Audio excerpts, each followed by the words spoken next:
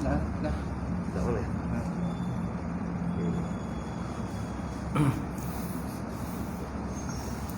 InsyaAllah kita ke majlis pada pagi ni dengan sama-sama baca Alkitab ila hadratin Nabi Muhammadin Mustafa Rasulullah sallallahu alaihi wasallam wa ala al-kiram ashab rizam sya'ulahum Fatihah. A'udzubillahi minasyaitonir rajim. Bismillahirrahmanirrahim. Alhamdulillahi rabbil alamin. Ar-Rahmanir Rahim. Maliki yaumiddin.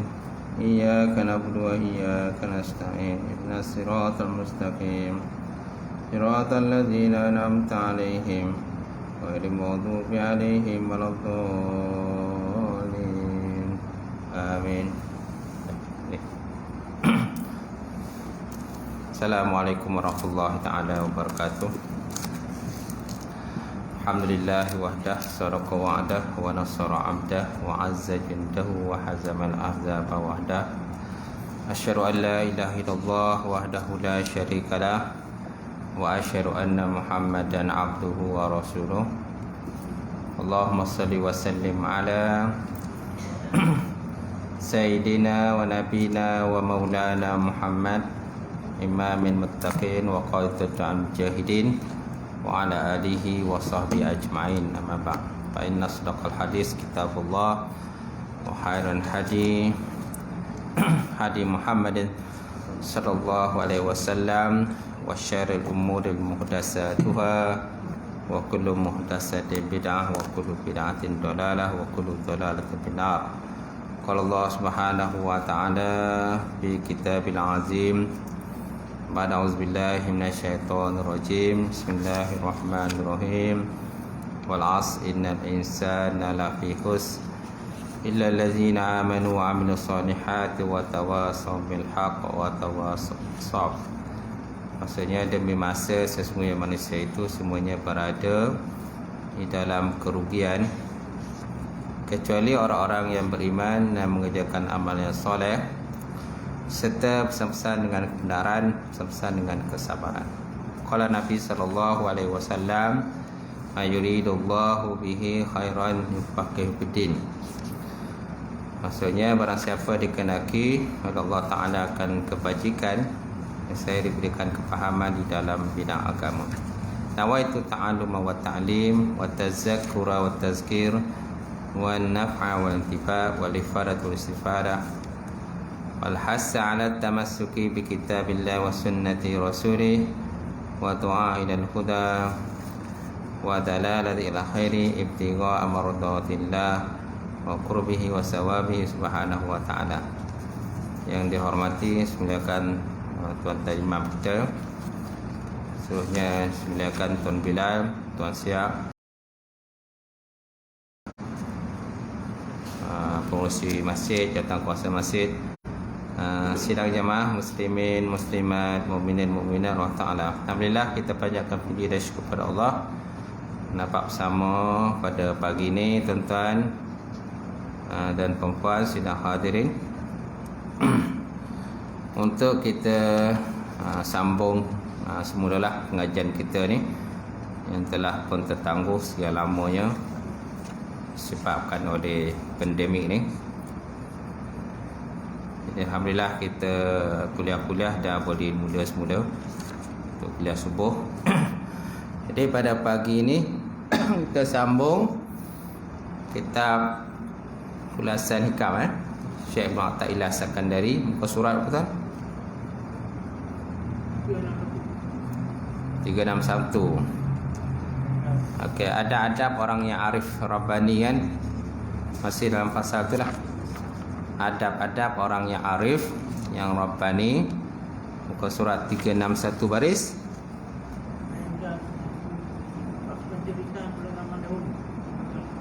Okey, penceritaan pada zaman dahulu. Okay, siapa yang ada kitab boleh semak. Jadi kita masih lagi dalam pembincangan tentang adab. Adab-adab orang yang arif, orang yang arif rabbani. Okey, di mana pasal ni kalau sebut di belakang, pasal ini ialah pasal membicarakan adab-adab orang yang arif dan rabbani. Beliau memulakan dengan sesuatu yang berhak diberi peringatan terlebih dahulu, di mana setiap orang arif ataupun wali Allah ataupun orang yang usul, orang yang sampai pada Allah, dan syekh yang mursyid dan rabbani meninjau-ninjau untuk mendapatkan pujian para makhluk. Ini antara kelemahan lah. Kelemahan yang ada kepada orang yang arif, orang yang wali Allah ni, orang yang telah usul ataupun orang yang sampai pada Allah. Itu juga dengan syekh-syekh, tok-tok guru yang mursyid ni, yang rabbani. Sesekali mereka akan ditimpa oleh penyakit. Penyakit orang kata ujub lah.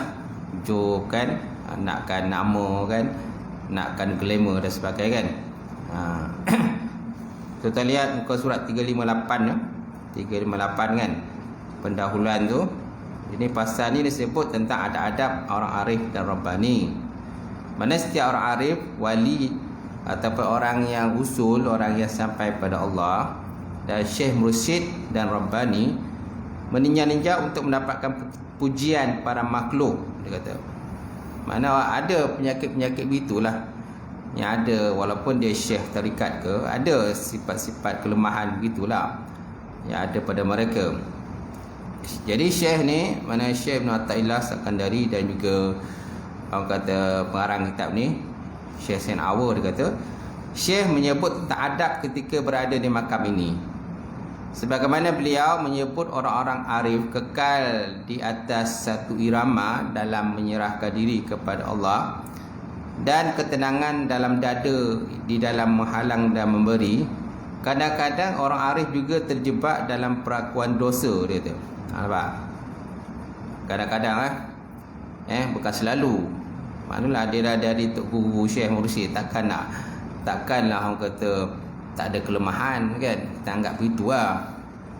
Sebenarnya mereka pun ada juga kelemahan dia. Yang tak ada kelemahan, kekurangan ni para nabi dan para rasul kan, maksum lah para nabi dan rasul. Tapi kalau setakat orang-orang yang arif, orang-orang yang tingkatan wali kan, orang-orang yang usul, orang yang sampai pada Allah, syekh mursyid, mereka pun ada kekurangan dan kelemahan lah. Macam tu masih nak disebut oleh pengarang di sini. Jadi kesebut dia kata kadang-kadang orang arif juga terjebak dalam perakuan dosa, tetapi mereka segera kembali kepada Allah dan tak cepat berputus asa daripada rahmat Allah Subhanahu Wa Taala. Cuma mereka ni kelebihan ni pula, walaupun ada kelemahan, ada kelebihan, mereka akan cepatlah ingat kepada Allah Ta'ala, balik istighfar pada Allah kan, berzikir pada Allah gitu.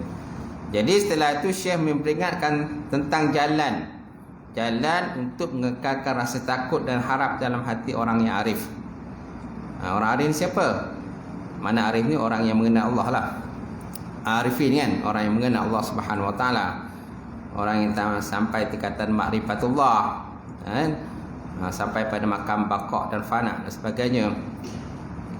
Jadi seterusnya Syekh memberi peringatan tentang hal keadaan kelapangan yang kadang-kadang menimpa mereka, yang kadang-kadang memberi manfaat dan kadang-kadang tidak. Itulah ini disebut oleh pengarang dalam mukadimah kata-kata ataupun dalam bab pasal inilah. Baik, kita kembali pada tadi muka surat 361. Jadi penceritaan pada zaman dahulu ditujukan kepada nasihat, penyampaian khutbah dan juga bimbingan umum. Ini nak cerita tentang kata ciri-ciri orang-orang yang arif rabbani tu. Termasuklah kata para nabi dan para rasul, kan begitu juga dengan para sahabat radhiyallahu ta'ala anhum kan.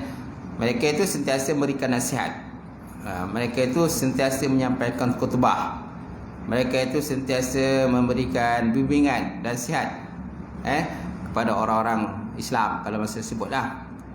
Jadi di sini orang Islam pada asalnya seorang tu tak boleh membimbing atau mendidik orang lain kecuali setelah mendapat keizinan terlebih dahulu.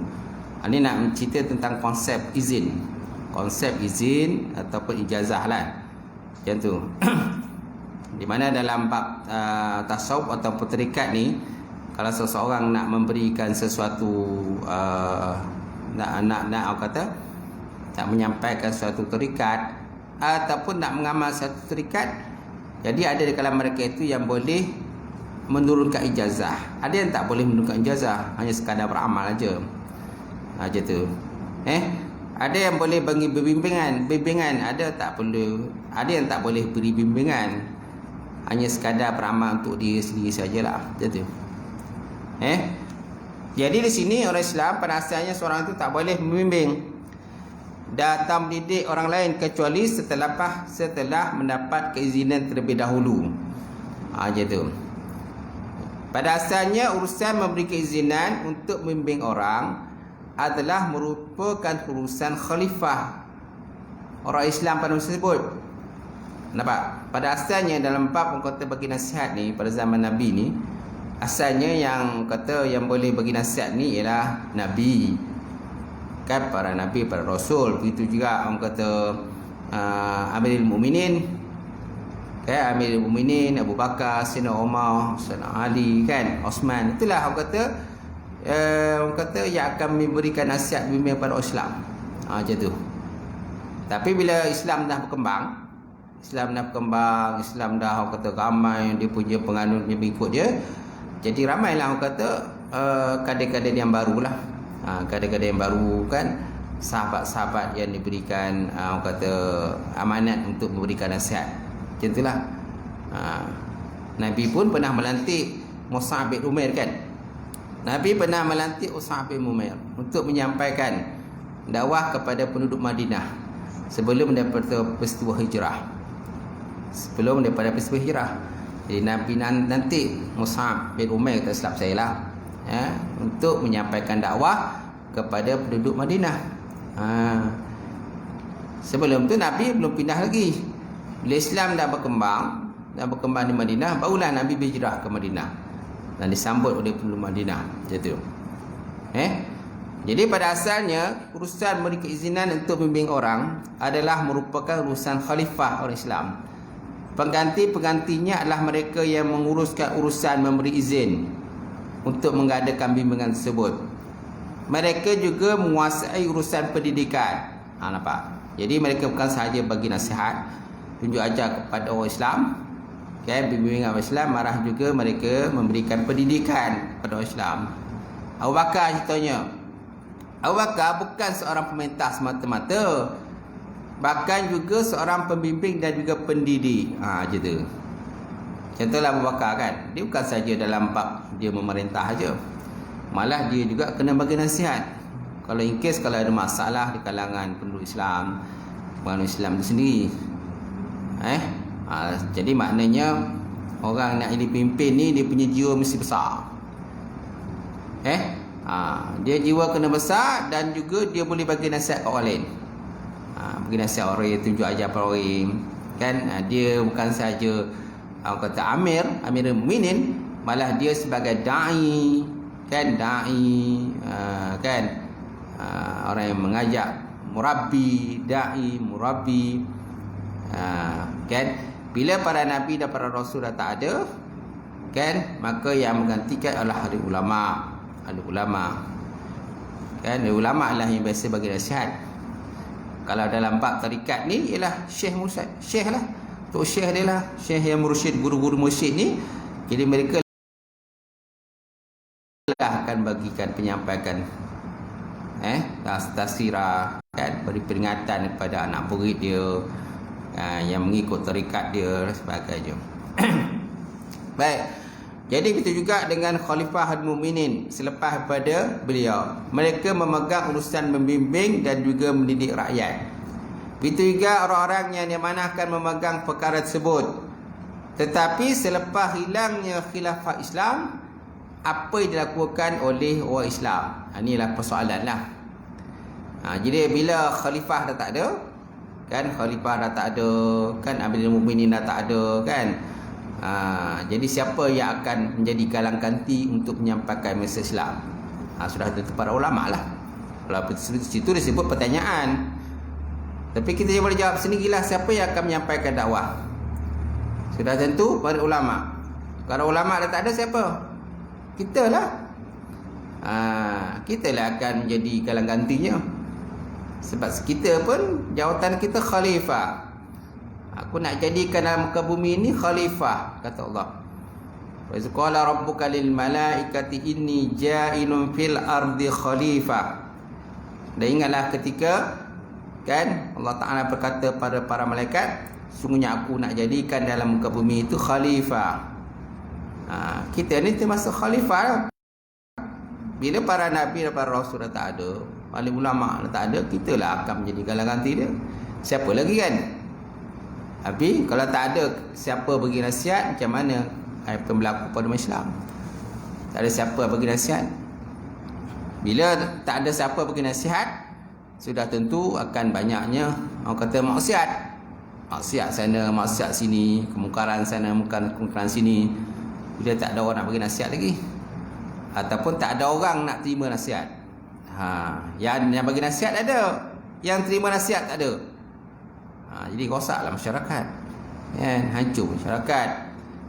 Baik, pada masa ini para ulama mewujudkan idea mengambil ijazah.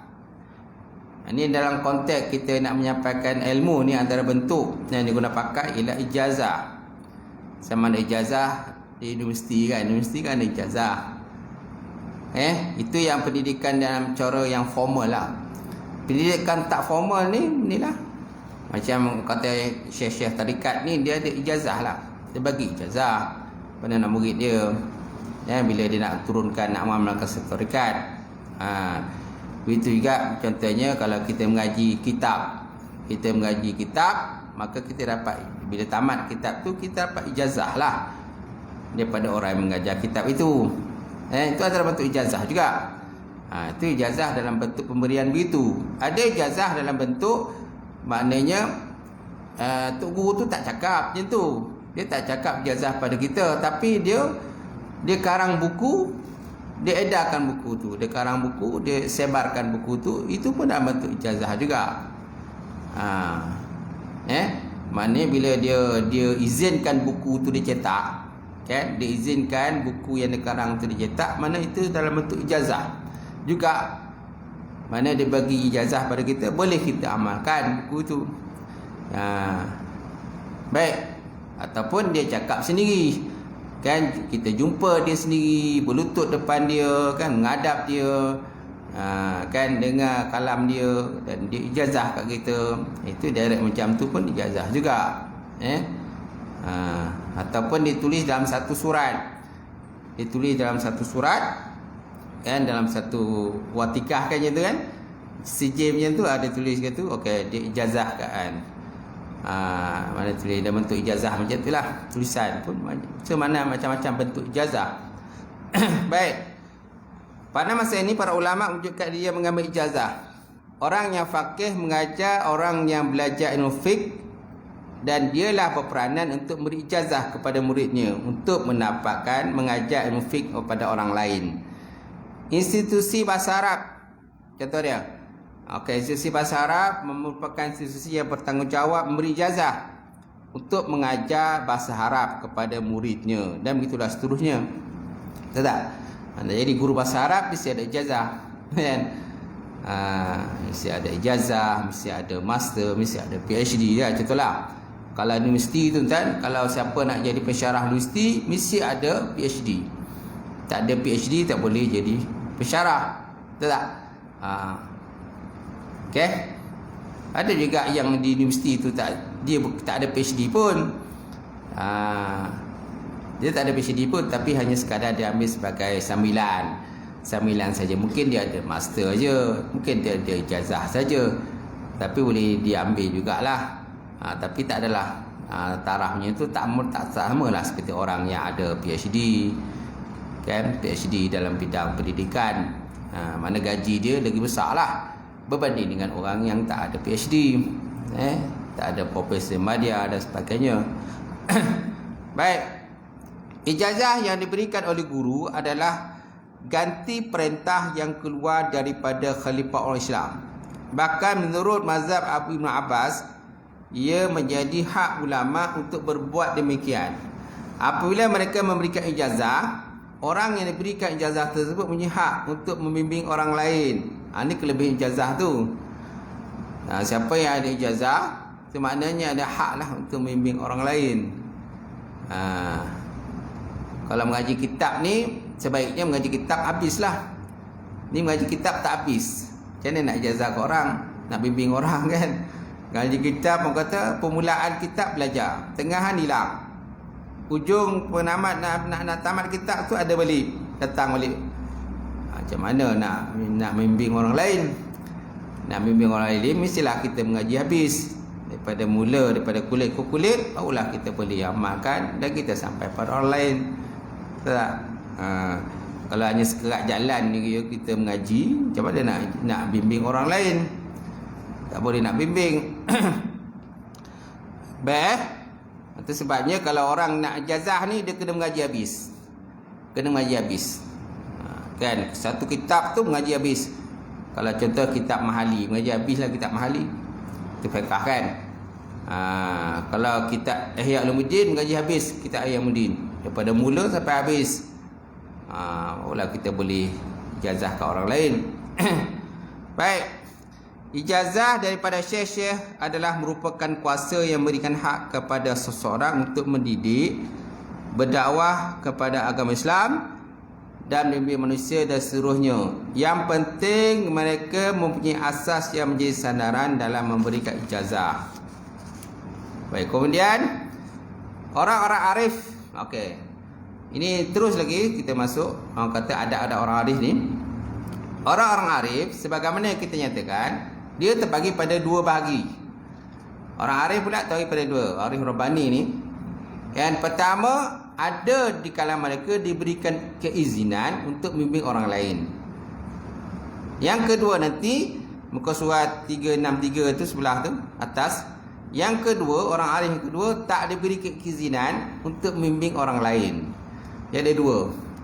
Satu berizin, satu tak berizin. Gitu. Mana tak berizin ni dia mengamal untuk diri sendiri je lah. Yang berizin ni dia boleh buka macam buka orang kata pusat lah. Pusat tarbiyah dia kan, pusat orang kata khuluk dia kan, pusat suluk dia. Kalau tarikat ni dia ada suluk kan, tempat suluk dia. Dia buatlah tempat suluk dia. Buat tempat suluk dia. Mana sesiapa yang nak beramal tarikat dengan dia bolehlah masuk. Boleh masuk dan ambil ijazah kan, dan boleh masuk suluk. Gitu. Dan boleh, mana dia boleh bimbing orang lain. Ada yang kata dapat ijazah tapi tak ada buat tempat suluk, tak ada buat tempat untuk nak tarikat ni, tak ada. Dia hanya tarikat dia sajalah. Dia mengamal untuk diri saja. Dia tak ada sampai pada orang lain. Kan? Yang ada ijazah besar ni, dia boleh sampai pada orang lain. Macam tu. Kalau tuan-tuan lihat dalam kitab Syekh dalam ilmu tarikat yang dikarang oleh Dr. Haji Jahid Siddiq ni, dia kata Syekh tarikat ni dia ada 2-3 pecahan gitu. Ada 2-3 pecahan. Okey, antaranya ialah dia ada 3. Kalau sini sebut ada tingkatan mujtahid, ada tingkatan mukallid, ada tingkatan mukallid mujtahid. Mukallid mujtahid. Macam dalam fiqh kan, dalam fiqh pun tiga. Dalam fiqh ada tingkatan orang mujtahid, ada mukallid. Mujtahid ni dia boleh keluarkan fatwa dan sebagainya. Dalam tasawuf pun ada begitu juga.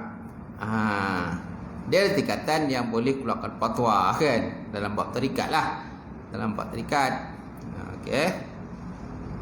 Baik, macam mana dia katakan syekh mujtahid? Syekh mujtahid dalam tarikat ialah syekh yang mewariskan hasil ijtihadnya kepada muridnya sehingga melahirkan satu mazhab ataupun satu aliran yang disebahkan kepada nama syekh tersebut. Disebahkan kepada nama syekh tersebutlah. Macam tu. Contohnya seperti tarikat muhasibiyah. Tarikat muhasibiyah ini diasaskan oleh Abu Abdullah Al-Haris bin Asad Al-Muhasibi. Gitu. Itu juga dengan tarikat contoh daripada Al-Qasiriyah ataupun Hamduniyah. Kan? Dia disebahkan kepada Abu Saleh Hamdun bin Ahmad bin Amarah Al-Qasar. Betul tak? Begitu juga tarikat Junaidiyah. Ini disebahkan kepada Abu Qasim Al-Junaid Al-Muhammad. Baik. Kemudian apa lagi? Tarikat lain, tarikat Nasyabiyah, Nasyabandiyah disebahkan kepada Al-Bahudin An-Naqsyabandi.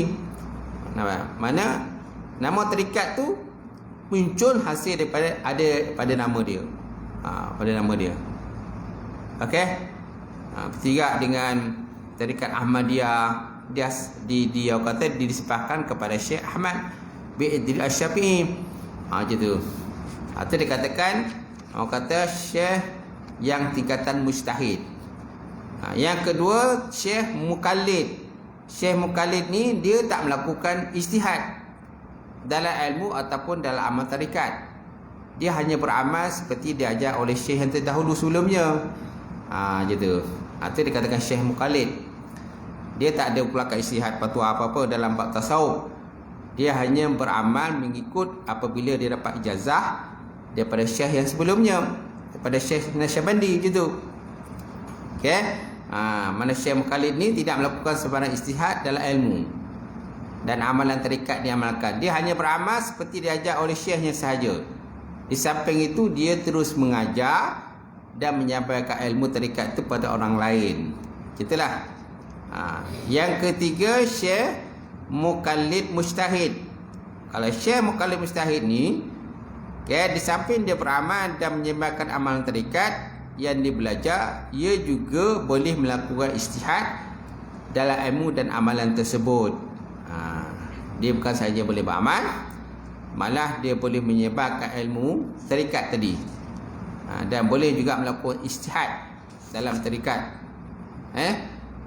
Contoh dia apa? Tetapi dia kata walaupun ijtihadnya tidak banyak dan tidak sebesar-mana.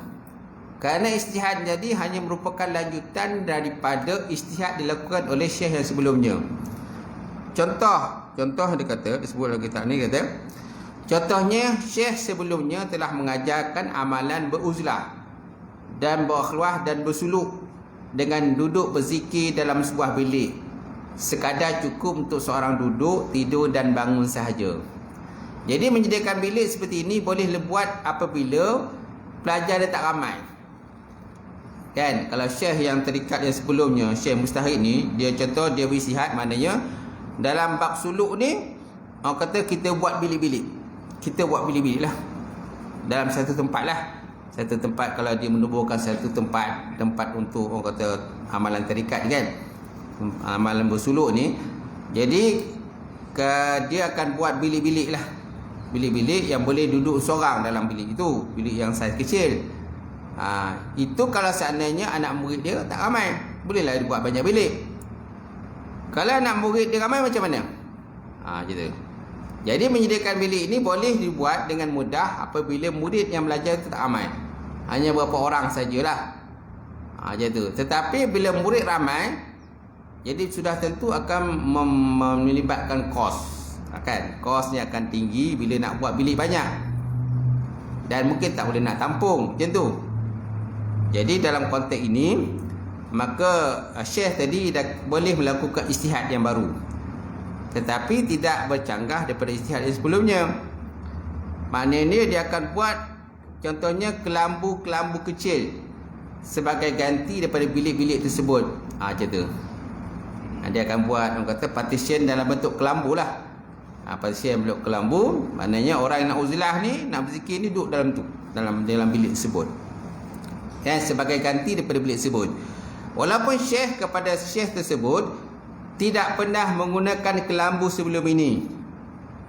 Gitu. Dalam contoh di atas, kita dapati bahawa syekh yang memimpin suluk dan uzlah itu telah berijtihad dengan sehingga akhirnya kelambu-kelambu kecil digunakan sebagai ganti bilik. Satu perubahan kecil telah berlaku ataupun buat hasil pada ijtihad dia, sedangkan disiplin dan sistem uzlah tetap seperti yang diterima oleh syekh yang terdahulu. Nampak? Mana amalan dia tetap sama, wirid-wiridnya tetap sama. Cuma dalam bentuk dia punya pengasingan tadi, kan, uzlah tadi mana dia akan buat macam tu. Macam tu. Ada pula yang jenis orang kata berkurung macam tu je. Ada juga. Dia tak buat bilik. Ada jenis tak buat bilik, tapi maknanya orang tu dia sentiasa ada kain yang menutuplah badan dia, kepala dia lah. Menutup kepala dia, muka dia sebagainya. Dia tak ada buat bilik, tak ada buat kelambu. Cuma dia sentiasa berkelubung macam tu lah. Berkelubung macam tu. Mana kalau nak keluar daripada rumah tu, dia kena berkelubung lah. Kenapa? Kerana dia dalam proses uzlah, dalam proses berkhuluk macam tu. Contohnya 30 hari dia beruzlah, kat 30 hari lah. Ada uzlah bulan Ramadan kan. Bulan Ramadan dia uzlah macam tu. Dia sentiasa berkelubung lah. Tapi dalam kawasan tadi lah, kawasan terikat tadi lah, dalam sepadan dia. Mana dia tak boleh keluar daripada kawasan tu, kan? Mana kalau dia keluar daripada kawasan tu, mana terputus lah uzlah dia, habis lah, terbatal lah uzlah dia. Kalau dia uzlah 30 hari, kalau syekh dia kata 30 hari kena beruzlah 30 hari lah berkelubung. Macam tu. Mana kalau dia nak keluar daripada bilik, kan, nak pergi tandas ke, nak pergi tandas ke, nak pergi tempat makan ke, mana sentiasa berkelubung lah macam tu. Macam tu. Itu pun, tapi zikir dia tak sama. Zikir dia tak sama dengan amal yang diamalkan oleh syekh sebelumnya. Wirid-wirid dia tak sama. Cuma dia punya kaedah metod dia, pelaksanaan tu berbeza lah sedikit. Uzlah tu tetap berlaku, pengasingan dia daripada orang ramai tetap berlaku. Macam tu. Okey? Itu pembahagian syekh tarikat. Ada juga pembahagian lain dia kata syekh tu terbagi pada 3. Syekh ta'lim, syekh tarbiyah, syekh tarkiyah. Pertama syekh ta'lim, kedua syekh tarbiyah, yang ketiga syekh tarkiyah. Baik, macam mana dia katakan syekh ta'lim? Syekh ta'lim ni ialah guru atau syekh yang mengajar murid-muridnya dengan menggunakan kitab, dengan cara membacanya, menerangkannya dan juga menghuraikan mafhum dia. Itu dia katakan syekh ta'lim. Dia mengajar tapi dia gunakan kitab. Ada mengajar tak gunakan kitab, dia hanya mendapat ilham macam tu kan, ilham daripada Allah Subhanahu Wa Taala, kan. Tingkatan ilmu dia tinggi lah. Kalau syekh ta'lim ni guru yang mengajar muridnya menggunakan kitab dengan cara membaca, menerangkannya dan menghuraikan mafhumnya. Syekh ta'lim ni biasanya diperlukan oleh orang yang kurang cerdik akal fikirannya, orang yang benar, sedangkan orang yang benar-benar cerdik fikiran dan boleh memahami dengan sendiri segala yang terkandung kata kitab tidak memerlukannya. Macam tu. Baik, kemudian yang kedua syekh tarbiyah. Syekh tarbiyah ni syekh yang mendidik dan mengasuh murid untuk beramal soleh dan akhlak mulia. Biasanya menerusi amalan dan tingkah laku syekh itu sendiri, selain daripada nasihat yang berfaedah dan berkesan. Kan? Itu dikatakan syekh tarbiyah, mendidik dan mengasuh murid untuk beramal soleh. Biasanya menerusi amalan tarikat ataupun tingkah laku pada syekh itu sendirilah. Akhlak syekh tadi tunjuk pada nak muridnya. Selain itu syekh tadi dia bagi nasihat dan tunjuk adab kepada anak murid dia. Macam tu.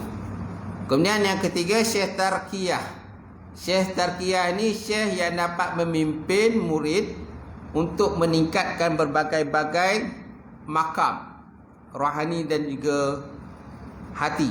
Misalnya daripada makam taubat kepada makam sabar, daripada makam sabar kepada makam syukur, daripada makam syukur kepada makam khauf takut dan rojak, kemudian daripada makam zuhud, tawakal, redha, mahabbah dan lain-lain. Kemudian daripada tingkatan ghaflah. Ghaflah ni lalai. Kepada tingkatan yaqazah. Yaqazah ni bangun ataupun sedar dirilah. Kemudian daripada yaqazah kepada hudur. Hudur mana hadir hati. Kan hatinya sentiasa ingat kepada Allah Subhanahu Wa Taala. Sehingga yang lainnya hilang langsung daripada hati dari ingatan. Mana kalau dunia ni semua hilang daripada ingatannya. Dan dia ingat hanyalah Allah Subhanahu Wa Taala saja. Itu dinamakan Syekh Tarqiyah. Banyaklah pembagian syekh. Syekh dalam tarekat. Ada yang boleh membimbing, ada yang tak boleh bimbing. Hanya mengamal untuk diri sendiri je lah. Macam tu. Baik. Kita lihat semula muka surat 362 tadi. Ada di kalangan mereka yang diberi izin untuk membimbing orang lain. Dalam situasi ini menjadi kewajipan membimbing orang ramai. Dan tugas ini menjadi satu kewajipan yang kuat atas dia. Jadi kalau orang tu dah diberi ijazah untuk bimbing, maka dia kena bimbing lah. Kalau tak bimbing nanti ilmu dia akan habis macam tu lah. Macam tu juga. Itu juga dalam tarikat kan. Kalau seorang dah dapat ijazah, dia kena amalkan benda tu. Kalau tak amalkan, habis je tu. Habis tu kan. Sebab dia tak amal kan. Baik. Kalau Tok Guru dia kata, satu hari kamu kena berzikir, contohnya Ya Latif 5,000 kali. Ya Latif 5,000 kali. Tapi kita tak amalkan 5,000. 1,000 pun tak buat. Jadi akhirnya hilang macam tu lah. Hilang macam tu lah. Akan datang ambil lagi ijazah. Dapat juga lagi ijazah. Kan? Kena berzikir contohnya Ya Wahab 10,000 kali satu hari. Kata kalau syekh lah. Kita pun tak buat. Akhirnya hilang macam tu lah. Dia kena dapat tu terus amal lah macam tu. Baik. Baik. Tak wajar sama sekali daripada orang yang arif dan bani yang diberi keizinan membimbing orang ramai merasa ragu-ragu untuk membimbing mereka kerana takut dikuasai oleh runtutan hawa nafsu. Bahkan naklah bertakwa kepada Allah dan menggerak untuk didik orang ramai. Jadi kalau seorang itu dah bagi ijazah untuk membimbing, dia kena bimbing lah. Betul tak? Itu juga kalau contohnya orang tu dah bagi ijazah untuk mengajar takmir kan. Mengajar takmir ke, dah bagi ijazah mengajar Negeri Sembilan ni. Ijazah dah ada, tapi tak nak mengajar. Habis macam tu. Betul tak kan? Ijazah dah, bila nak ambil ijazah tu kembali lagi. Penat-penat nak ambil ijazah. Pergi jumpa mufti nak ambil ijazah kan. Kan Datuk mintalah saya nak mengajar ni, bagilah izin nak mengajar kan. Nak ambil ijazah. Dah dapat ijazah tak mengajar pula. Ijazah tak ke mana, dia pun tak ke mana. Habis macam tu lah. Penat ni ambil ijazah. Kalau macam tu tak payah ambil ijazah lah. Ataupun tauliah kan. Dari 9 ni tauliah lah. Nak mengajar, kau nak mengajar masjid, kau nak mengajar surau, pergilah ambil tauliah. Orang kata okey ambil tauliah, tak mengajar tak ada tauliah. Boleh. Pergi ambil tauliah. Dah ambil tauliah, tak mengajar pula. Siapa pula buat kerja lain, meniaga lah. Kata buat tu lah, buat ni lah. Hari tak mengajar. Ambillah ilmu macam tu lah. Baik. Kemudian jenis tarbiyah adalah merupakan jenis tarbiyah yang paling tinggi. Penyelewengan murid disebabkan oleh pembimbing atau manhaj yang digunakan untuk membimbing atau murid itu sendiri. Apabila seorang guru mursyid diberi keizinan untuk melaksanakan satu hak, ia terselamat dari perkara-perkara yang disebutkan ini. Apabila wujud tarbiyah Islam yang diberikan oleh guru yang mursyid yang sempurna dalam masyarakat, anda akan lihat wujud lebih banyak suasana istiqamah dalam masyarakat berbanding kalau tarbiyah tersebut istirahat kepada orang yang tak layak. Dan konteks tarbiyah ni mestilah orang kata orang yang layak beri tarbiyah. Kalau dia sendiri pun tak tarbiyah, macam mana nak tarbiyah orang lain? Betul tak? Kerana dalam konteks tarbiyah ni benda tinggi, tarbiyah ni tinggi. Banyak orang boleh mengajar. Banyak orang boleh mengajar. Cikgu pun boleh mengajar kat sekolah kan. Tapi dalam konteks tarbiyah ini dia lebih tinggi lagi. Tarbiyah ni lebih tinggi. Kan? dia boleh orang kata kalau budak-budak tu dogi ke lalai ke malah belajar ke, dia boleh didik lagi sampai budak tu boleh belajar. Kalau sekolah ni budak tak minat belajar, jadi minat belajar. Kan tarbiyah tu. Konsep tarbiyah. Kalau hanya sekadar orang kata mengajar dapat gaji je, kan? Mengajar kan untuk dapat gaji je. Tujuannya dapat gaji. Tak sampailah pada tingkatan murabi tu. Murabi ni kan tingkatan tinggi. Tarbiyah tu pun murabi lah. Murabi tarbiyah. Jadi murabi ni yang susah ni. Jadi cikgu ramai boleh jadi cikgu, ramai boleh jadi guru, ramai boleh jadi ustaz, ramai boleh jadi ustazah. Tapi nak konteks murabi ni yang susah tu. Murabi ni bukan hanya sekadar mengajar saja. Malah kalau orang anak murid dia terlalai ke, terlupa ke, dia boleh kan tarik balik. Kan jinakkan balik hati dia kan. Gitu. Baik. Kemudian tarikan dunia banyak sekali. Manakala persaingan untuk merebut dunia juga hebat. Bahkan perebutan untuk merebut nama juga besar. Walaupun ternyata nama tersebut tidak punya nilai pun. Sebaliknya bila mana pendidikan berada pada tangan guru-guru yang mursyid yang sempurna, anda akan lihat suasana yang sakit mula bertukar wajah, kan? Sehingga kalau ada orang sakit pun sakitnya kurang menonjol di kalangan orang ramai. Apabila orang sakit itu marah, muka-muka orang ramai akan menoleh ke arahnya, dengan pandangan dia mencela lah. Macam tu. Tu kalau guru mursyid ni dia, mana kalau orang sakit dia boleh pulihkan orang tu sakit. Mana sakit ni jiwa dia lah. Jiwa dia sakit. Mana guru mursyid ni dia akan boleh pujuk lah. Pujuk, didik kan. Mana daripada sakit tak sakit lah dia. Jadi mana dia boleh jinakkan orang lalai, orang yang degil, kan, orang yang malas beramal, orang-orang yang malas beribadah ni dia boleh tarik balik. Orang yang malas ke masjid dia boleh tarik. Peramai kalau kita ni boleh tarik orang ke masjid. Berapa ramai? Kalau setakat ceramah semua boleh ceramah. Terus yang boleh nak tarik orang ke masjid ini, ke surau ni yang susah. Baik. Kemudian apabila tak wujud masyarakat Rabbani, anda akan lihat ada orang yang akan menolong seseorang yang lain kerana kepentingan tertentu. Ada udang sebalik mi. Dia bantu orang lain tu ada sebab. Kalau tak ada sebab dia tak bantu. Kan? Nakkan nama, nakkan pangkat, nakkan kedudukan, nakkan nanti dia glamour, maka dia bantu orang lain. Kalau takkan dia tak akan bantu.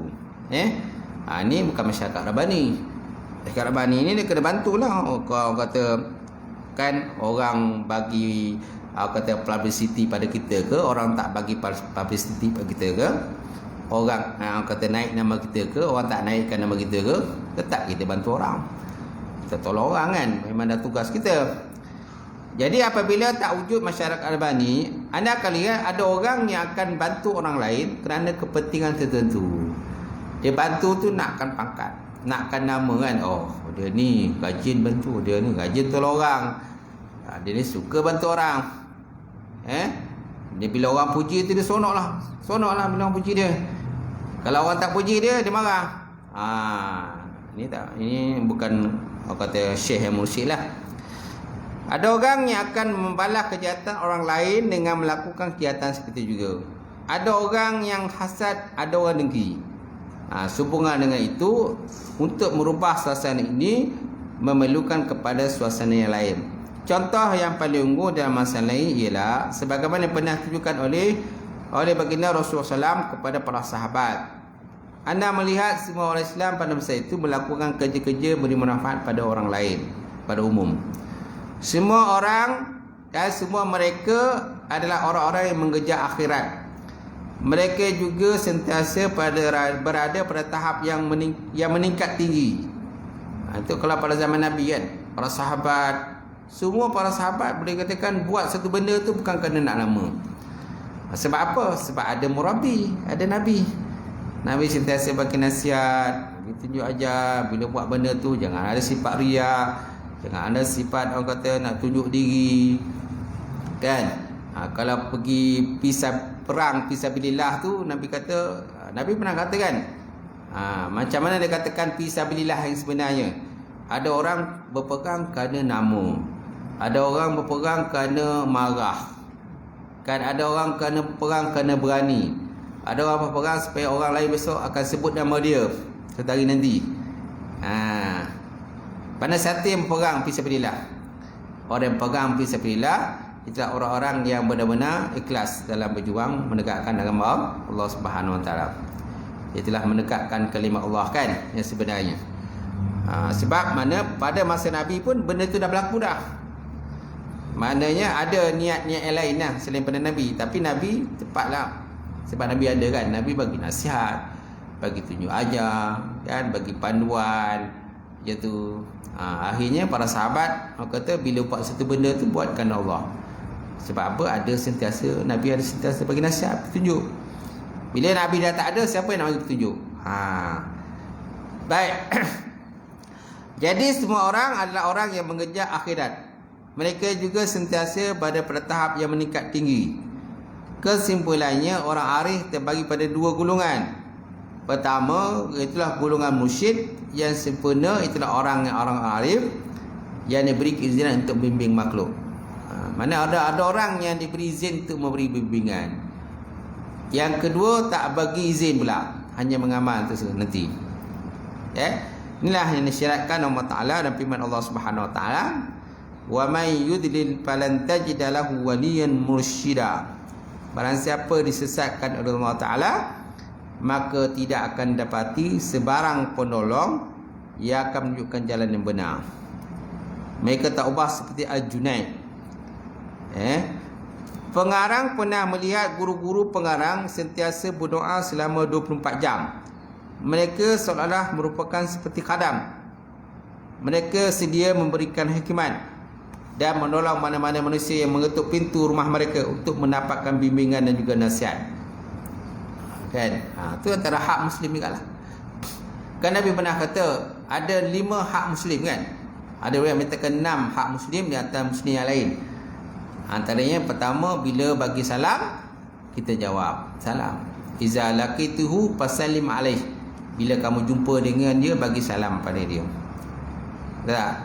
Yang kedua, apabila dia sakit, maka kita ziarah dia sakit. Ziarah lah. Yang ketiga, apabila dia bersin. Bila dia bersin, kita mengucapkan alhamdulillah. Dia ucap alhamdulillah, maka kita ucapkan yarhamukallah. Kemudian yang keempat, apabila dia minta nasihat, kita pun bagi nasihat. Dia minta nasihat, kita bagi nasihat. Itu juga yang berlaku tadi, kan. Mana ada orang nak ketuk pintu, tuan bagi nasihat kat aku ni, kan.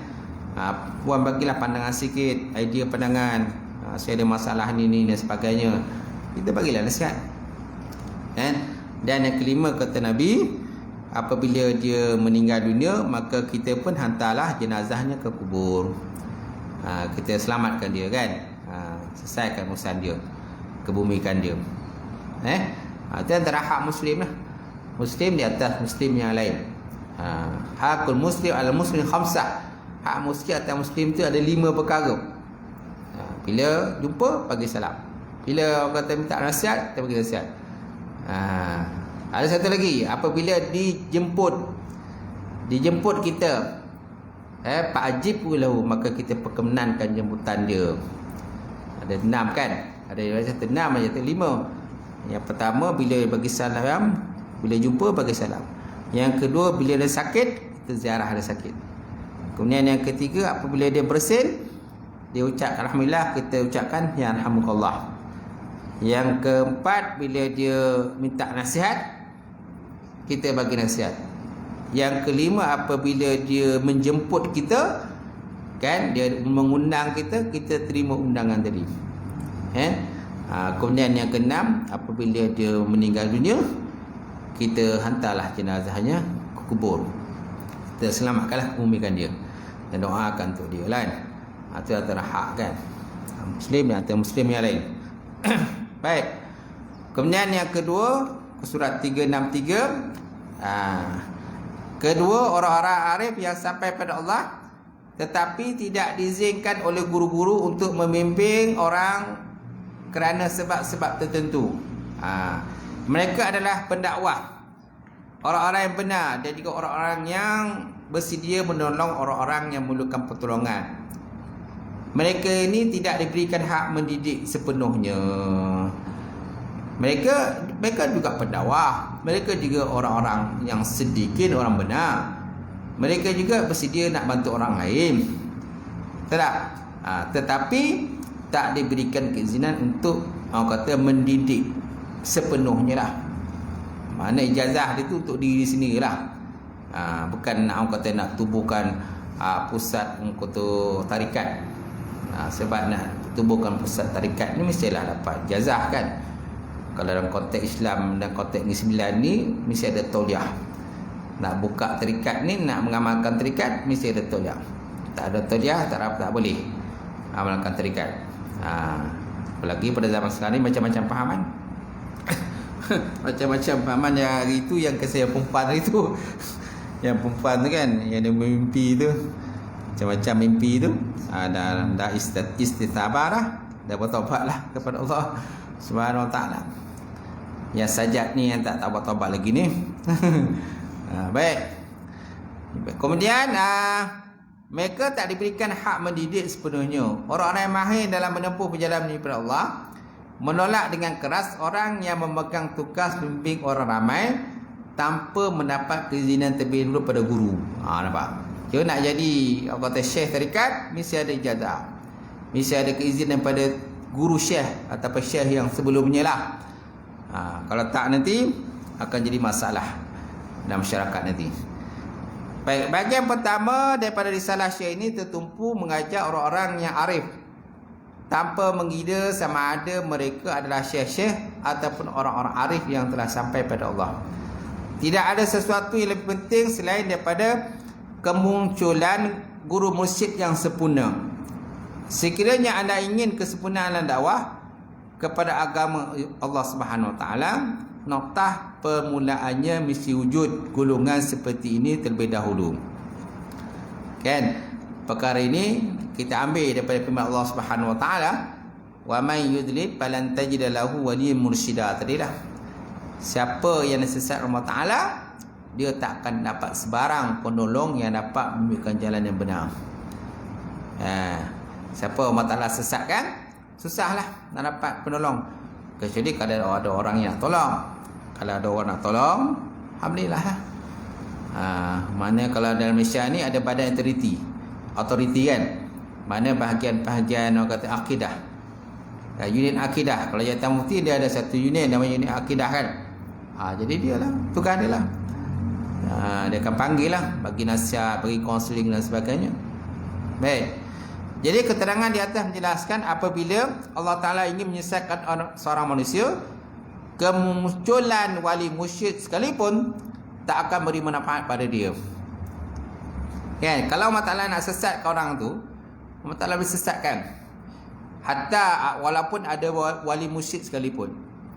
Boleh sesat kalau Allah Ta'ala sesatkan. Tapi biasa kalau ada wali mursyid ni susah lah sesat. Dia ada panduan dia. Bila tak ada tok guru dia, susahlah. Main ilham macam tu je. Main dapat petunjuk daripada mimpi je. Macam tu. Kerana itu wali yang mursyid itu merupakan kemuncak dalam proses memberi tunjuk ajar pada orang ramai. Setakat mana kita mampu mengubahkan usaha ke jalan ini dan mewujudkan golongan Rabbani dalam masyarakat, setakat ini wujudnya suasana istiqamah. Macam tu. Jalan kepada perkara tersebut adalah seperti yang disebutkan dalam sebutkan sebelum ni lah. Gitu. Okey. Tu di mana ada dua lah pecahan kepada orang yang arif Rabbani ni. Ada yang boleh bimbing orang lain, ada orang tak boleh bimbing. Hanya orang beramal untuk diri sendiri je lah. Macam tu. Okey, habis setakat tu lah perbincangan kita pada pagi ni. Mukadimah kita lah. Alright, cukup. Ada soalan? Ada pertanyaan? Tak ada? Okey, tak ada, kita tutup. Permulaan lah. Lama lah kan tuan-tuan. Tak mengaji kan? Ini mengaji balik. Auzubillahi minasyaitonir rajim. Bismillahirrahmanirrahim. Alhamdulillahirabbil alamin wassalatu wassalamu ala asyrofil mursalin wa ala alihi washabihi ajmain. Allahumma zidna ilman nafi'a wa yaqinan sadiqan wa lam taqabbala wa rizqan halalan mubarakatan katsira. Wasiyan ya fatai alim nawilana qulubana bi nuri ma'rifataka wa ftahna ta'arifin. Allahumma faqina bidin Allahumma faqina bidin Allahumma ja'al hadza jam'an marhuma wa tafarruqana min ba'di tafarruqan ma'suma ta'assana bi zijjatin jabarut wa tasamna bi zijjatin malakut wa tawakkalna ala hayyil ladzi la yamut. Allahumma sif anna hadzal waba wa qina syarra rada wa najjina minat ta'ni wa ta'al bala bilutfika ya latif ya khabir rahmatika. Allah ya Allahumma ya ghani ya hamid ya mughni ya mu'id ya rahim ya wadud aghnini bihalalika an haramika bifadlika amma yasiwak ya arhamar rahim. Rabbana atina fid dunya hasanah fil akhirati hasanah wa qina azabannar. Subhana rabbika rabbil izzati amma yasifun wa salamun alal mursalin alhamdulillahi rabbil alamin. Qabalallahu minkum.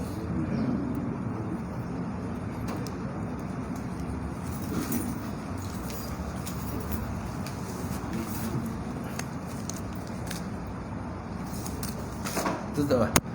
Tekan.